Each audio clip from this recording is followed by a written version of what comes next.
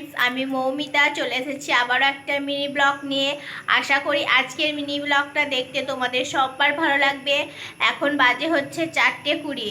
তো আজকে আমি ভিডিওটা এখন থেকে শুরু করছি। আর এখনও দেখো আমি কিন্তু শুয়েছিলাম। তো শুয়েছিলাম, প্রচুর পরিমাণে ঠান্ডা পড়েছে জানো। এখানে প্রচণ্ড বৃষ্টি পড়ছে বাইরে। 2 মাস তো টানা বৃষ্টি হচ্ছেই, আর এই 5 দিন হলো রোদের কোনো দেখাই নেই।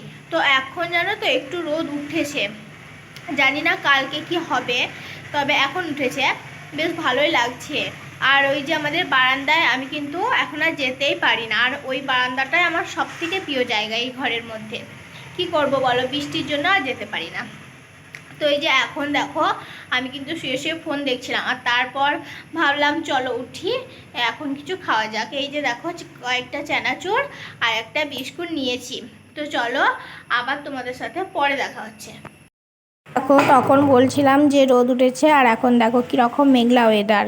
তো ফ্রেন্ডস, এই যে আমি ঘর দু ঝাড় দিয়ে ফ্রেশ হয়ে গেছি। এই যে এখন রান্নাঘরে চলে এসেছি। এই যে দেখো এখানে ভাত বসিয়েছি, আর এখানে এই যে আলু আর সুজি দিয়ে একটা পকোড়া বানাবো। তো ওই কারণে আলুটাকে সিদ্ধ করতে দিয়েছি।